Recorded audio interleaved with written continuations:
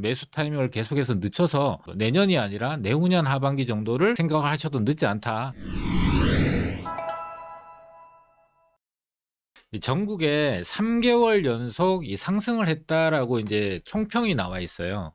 국토연구원에서 보면 3개월 연속 전국이 심리가 상승을 했다라고 나오는데, 빨간 박스는 상승하는 곳이고 파란 박스는 하락을 한 곳이에요. 그러니까 전국 평균은 높아졌지만은 상승하는 곳과 하락하는 곳으로 이렇게 나눠지게 된다. 특히나 서울 같은 경우는 105에서 109로, 또 경기도 같은 경우는 103에서 106으로 좀 심리가 큰 폭으로 개선이 되고 있다라고 보시면 되는데, 그에 비해서 충북 같은 경우는 107에서 97로 큰 폭으로 하락을 했고, 제주도 같은 경우도 111에서 98로, 그러니까 이 차이가 뭐냐면은 결과적으로는 지역적으로 미분양 물량이 큰 폭으로 증가되고 사람들의 공포 지수가 높아지는 지역들은 여전히 심리 지수가 낮아지고 있는 상황이고, 서울의 최근에 청약 시장에 이제 달아오르는 걸 보게 되면은 서울과 수도권 지역들은 매수 심리 자체가 좀 호전이 되고 있다라고 이해하시면 될 것 같아요. 어떤 부분에서 이런 차이가 생기는 걸까요? 청약에 대한 기대감, 시장이 좀 살아날 수 있다라고 생각되는 뭐 선도 지역이나 또는 상급지라고 표현될 수 있는 지역들, 그리고 지역적으로 호재가 좀 많은 지역들을 중심으로 해서 심리가 좀 가파르게 상승을 했고, 충북이나 제주 같은 경우는 이제 상대적으로 이런 미분양 물량이라든, 제주는 아니지만 충북 같은 경우는 이제 미분양 물량이 굉장히 빠른 속도로 누적이 되고 있는 상황이다 보니까 그런 부분들이 이제 나타나게 되는 건데요. 그림으로 이해하기 편하게 좀 보시게 되면은 경기도하고 충남, 전북, 강원도 같은 경우가 이렇게 해서 2월에서 3월 달로 색깔이 변경이 됐거든요. 요거는 2월 달에 비해서 3월 달에 이제 심리 지수가 올라가서 여기는 투자를 좀 해보겠다, 아니면 매수세가 좀 유입이 되고 있다라고 이해하시면 되는데, 요게 앞서 우리 설명했던 김권대님이 과거와 현재에 대한 얘기를 해줬잖아요. 요거하고 매칭을 한번 해보게 되면은 우리 시청자분들이 이해하기가 되게 편하실 거예요. 이 서울, 경기, 그 다음에 충북, 그 다음에 충남, 이 전북까지가 굉장히 전세 가격과 매매 가격이 안 좋았잖아요. 근데 지금 현재 옆으로 보게 되면은 이 동그라미 친 지역들이 앞으로 이제 심리가 호전이 된다라고 보면 되는 거예요. 그러면은 이 심리 지수는 현재보다 앞으로 3개월에서 6개월 정도 후에 이런 변화가 일어날 거다라는 것을 알려줄 수 있는 게 이 심리 변화거든요. 그럼 지금은 굉장히 안 좋은 상황이지만 앞으로 짧으면 3개월, 길면 6개월 안에 요 동그라미 친 지역들은 지금보다는 매수 심리가 호전이 되고 수요가 유입이 돼서 부동산 가격이 회복되는 속도가 다른 지역보다 좀 빠를 수 있다라고 이해하시면 좋을 것 같습니다. 심리도 저희가 보지만은 우리가 정말 중요한 게, 그러면 여러분들 매도 매수는 어떻게 해야 되나? 그렇죠. 그리고 어떤 지역은 어떻게 해야 되나? 또 우리가 아파트 빌라도 다 다르잖아요. 그렇죠. 오피스텔 다르고, 지금 마포 용사 성동구 지역의 빌라는 큰 문제 없을까? 없으리라고 본다, 자기는. 지역적 물건별로 저희가 어떻게 해야 될지를 갖다가 제가 한번 설명을 해드릴게요. 근데 먼저 중심이 되는 저희가 표 하나를 여러분한테 먼저 설명을 해드려야 돼요. 지금부터 보시는 분들은 좀 집중해서 보셔야 될 것 같아요. 2022년도에 저희가 급격한 금리 인상이 되면서 가격 하락이 시작했어요. 이렇게. 그죠? 보통 이제 가격 하락이 이루어지면은 공급이 없어야 되는데 공급 폭탄이 계속 이루어졌어요. 지역별로. 그러니까 공급이 멈추지 않았던 거죠. 그러면서 미분양이 쌓이는 거죠. 왜 공급 폭탄이 이루어지냐면 2022년도에 가격 하락이 시작을 했다더라도 지금 공급하는 것들은 2021년도나 2020년도부터 준비를 한 것들이에요. 걔네들이 이제 지금 분양을 시작하는 거죠. 그래서 이 부동산이라고 하는 거는 비탄력성이 있기 때문에 공급은 지속적으로 이루어진다는 거죠. 가격이 계속 하락하니까 신규 분양은 이루어지는데 새롭게 분양을 시작하는 것들은 이제 멈추게 되는 거죠. 아니면 줄어들거나. 그래서 실제로 지금 전국적으로 신규 아파트 공급이 한 30%가 축소가 됐어요. 그 30%의 앞으로 물량이 안 나오는 거죠. 그래서 바닥을 찍어서 가격 회복이 이루어지더라도 공급 중단은 그 뒤에 이루어지는 거예요. 신규 공급이 위축이 됐는데 금리 동결을 해서 가격이 바닥을 찍었어도 공급은 계속되고 있어요. 그러니까 바닥을 더 이제 찍는 지역들도 있고, 그리고 어떤 지역은 이제 공급이 위축되면서 이제 공급이 멈췄죠. 그러면 어떻게 될까요? 가격이 이제 회복을 하게 되는 거예요. 그러니까 전체적으로 가격을 바닥을 지금 찍었다고 지수가 나오지만 지역별로 공급이 많이 이루어지는 지역은 아직도 더 바닥을 가는 거죠. 더 밑으로 더 내려갈 구멍이 더 있는 거고, 또 어떤 지역은 공급이 위축됐어. 그럼 그런 지역은 이제 바닥을 찍고서 공급이 중단되는 타이밍에 다시 가격이 회복이 되는 거예요. 그래서 가격이 계속 뛰면은 공급을 재개를 해야 돼요. 그죠? 공급을 재개하는데 이게 바로 공급이 안 돼요. 이걸 또 공급하려고 준비하면 최소 못해도 3년 걸리니까 실질적으로 가격이 뛰어서 저 고점을 찍었을 때 이후에 이때 실질 공급이 이루어지는 거예요. 부동산 가격이라고 하는 거는 가격이 떨어지건 올라간 간에 공급 조정을 할 수가 없어요. 그 시기에 맞춰서. 약 3년에서 4년 정도의 그 시간 타이밍이 있는 거죠. 여러분들 중심적으로 보셔야 될 게, 자, 신규 공급 위축이 더 이루어져서 지금 아까 보셨던 지수로는 바닥을 찍었는데 어떤 지역은 공급이 더 이루어져서 더 바닥을 찍을 지역들이 있어요. 이런 지역을 여러분들이 알고 계셔야 되고, 또 반대로 어떤 지역은 이제 공급이 멈추면서 바닥을 찍은 것보다 더 빨리 회복을 해서 이제는 가격 회복을 할 수 있는 지역들이 나오고 있어요. 또는 물건별로. 그래서 대단지 아파트, 또 중소단지, 또 빌라 오피스텔 이런 것들은 물건별로 어디에 자기 위치를 갖고 있는지를 여러분들이 아셔야 되고, 자, 또 하나의 케이스가 더 있는데, 가격이 바닥을 찍고 있는 과정인데도 불구하고 조금 더 바닥을 길 줄 알았는데 어떤 개발 호재가 실행이 되면서 미리 회복하는 지역들이 나왔어요, 이미. 그러니까 이런 지역은 또 어떤 특징을 갖고 앞으로 어떤 지역이 여기에 해당이 되는지. 자, 저희가 1번, 앞으로도 공급이 많이 이루어지는 지역. 2번, 가격 회복을 빨리 하는 지역. 그 다음에 3번, 개발 호재 때문에 실행이 빨리 돼서 공급이 되더라도 바닥을 찍지 않고 올라갈 만한 지역.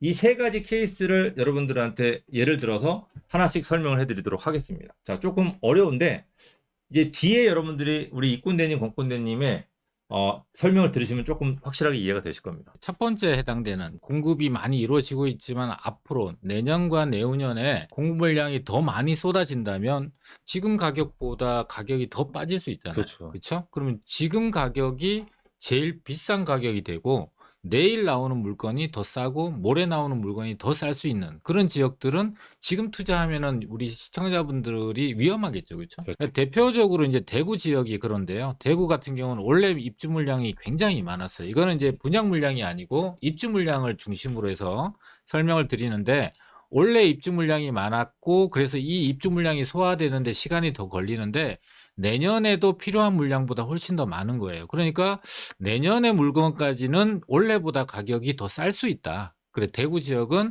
그래서 내년 2024년 하반기 정도를 매수 타이밍으로 잡아셔도 절대 늦지 않다라고 볼 수가 있는 거거든요.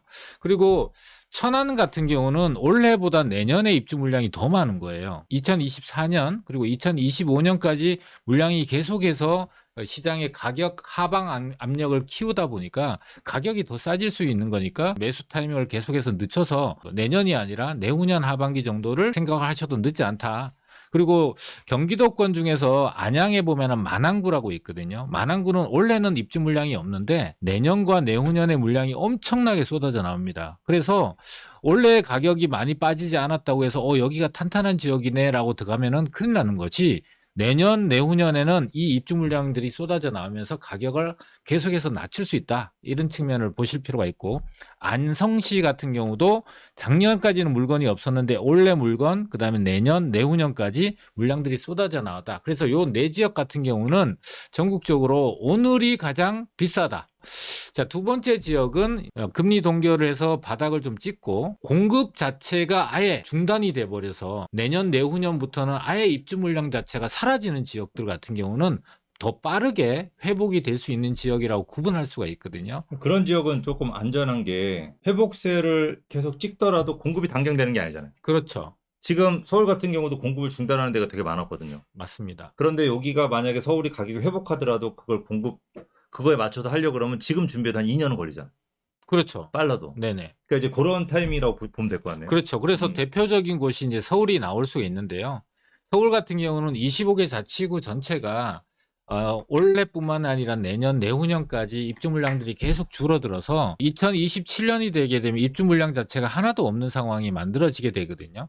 근데 25개 자치구 중에서 3개 구와 4개 구 정도가 내년까지 입주 물량이 있고 나머지 21개 구는 입주 물량 자체가 거의 없어요. 입주 물량이 집중되는 인접 지역에 대해서는 영향이 내년까지는 이어진다. 이렇게 구분하실 필요가 있는 거고요. 제주도도 필요량에 비해서 절대적으로 부족하고요. 광주광역시 같은 경우는 작년에 물량들이 많았는데 올해와 내년 같은 경우는 줄어들게 된다라고 보시고, 우리 시청자분들이 가장 관심 많은 곳이 서울은 너무 비싸다. 그래서 서울을 벗어나서 이제 수도권 지역으로 가는 분들이 많잖아요. 그래서 경기도 지역을 보게 되면은 올해와 내년에 입주 물량이 굉장히 많은 것처럼 보여서 전망이 굉장히 암울할 것처럼 보이지만, 경기도 같은 경우는 서울에서 가까이 있는 지역들은 공급이 잘 안 되고요. 멀리 있는 지역들 중심으로 해서 공급이 많이 되거든요. 대표적으로 고양시 같은 경우는 입주 물량이 필요량에 비해서 2025년부터는 아예 물량이 없는 상황이 되고, 하남 같은 경우도 2025년부터는 아예 물량이 없는데, 하남 같은 경우는 좀 주의하셔야 되는 게 교산지구가 입주가 2028년 정도에 예정이 돼 있단 말이에요. 그러니까 지금부터 투자를 하셔서 2028년이 되기 전에 매도하시고 교산지구로 갈아타는 그런 전략이 굉장히 중요할 걸로 예상이 됩니다. 그리고 성남 전체 같은 경우가 원래 입주 물량이 많았죠. 근데 이 입주 물량의 대부분이 어디냐면은 이 성남시 수정구에 몰려 있어요. 그리고 나머지 분당구라든지 중원구는 보시다시피 아예 입주 물량 자체가 없고, 분당구나 중원구 같은 경우는 노후 아파트들이 밀집돼 있다 보니까 수도권 택지 개발에 대한 그 재건축 호재들도 있다 보니까 앞으로의 전망들이 상당히 좋다. 그래서 오늘 가격이 가장 싼 지역이다라고 구분할 수가 있고요. 또 이제 용인 같은 경우 최근에 이제 반도체 클러스터에 대한 관심도가 높아지고 있잖아요. 그래서 용인구에 3개 구가 있는데, 처인구가 지금 현재 용인 그 반도체 클러스터가 들어서는 곳이고, 최근에 뭐 1억이 올랐네, 1억 5천이 올랐네 이런 뉴스들이 많이 나오잖아요. 그런데 보시다시피 이 3개 구 중에서 수요가 가장 작은 곳인데 올해와 내년에 입주 물량이 엄청나게, 그것도 더 늘어나는 상황이 되고 있으니까, 게다가 가격적으로 이미 호재가 반영돼 있는 부분이 있다 보니까 이 지역들은 투자하는 건 좀 반대 의견. 그래서 X표를 해드렸고. 여기는 전세가를 조심하셔야겠네요. 그렇죠. 투자는 마음대로 하지만 전세가 안 나갈 가능성이 높겠네요. 그렇죠. 수요가 적으니까. 왜냐하면 이제 용인 반도체 클러스터가 완전히 들어서려 와야 이제 이 전세 물량 수요들이 모일 건데, 가격은 미리 반영되지만 수요가 바로 따라붙지는 않을 것 같거든요. 지금 처인구 쪽이 그 SK는 토목공사 하고 있잖아요, 근처에서. 그렇죠. 원삼에서. 네. 근데 여기도 이제 그런 앞으로 토목공사가 들어올 거잖아요. 그 토목공사를 하기 위해서 다가구 주택을 짓기 위한 거래가 많이 되더라고요. 땅 얻는 거래가. 건물들. 네네. 근데 이제 아파트에 거주하실 분들은 처인구에 살 것 같지는 않거든요. 그렇죠. 정탄으로 가지. 그러니까 분당선이나 신분당선이 지나가는 곳이 기흥구나 수지구 쪽이거든요. 그러니까 지금 화면에서 보시다시피 기흥구와 수지구 같은 경우는 제가 동그라미를 쳐놓은 게 물량 자체가 굉장히 부족하고, 앞으로도 공급될 물량, 입주 물량 자체가 부족하다 보니까 처인구에 비해서 앞으로의 시장이 좋아질 곳이다라고 판단이 될 수가 있습니다. 지역별로 일단 봤는데, 네. 지역이라 그래 다 똑같이 대단지 아파트건 중소규모 아파트건 빌라 단독 오피스텔이 다 똑같이 움직이진 않잖아요. 그런 그래서 이제 그런 또 물건별로 저희가 또 약간 다뤄볼 필요가 있을 것 같습니다. 근데 이제 그걸 보기 전에 오늘 내용을 조금 더 여러분들한테 구체적으로 강의를 해드리는 세미나를 개최합니다. 우리 오늘 좀 전에 지역별로 얘기하신 우리 권군대님이 굉장히 재미나게 또 세미나 해주시고, 저희 두 사람은 재미가 없다 보니까 반반씩 나눠서 합니다. 저 김꼰대하고 이꼰대가 또 세미나를 하니까 만나서 또 좋은 얘기 또 할 수 있잖아요. 그렇죠. 그렇게 이제 하면 될 것 같고, 저희가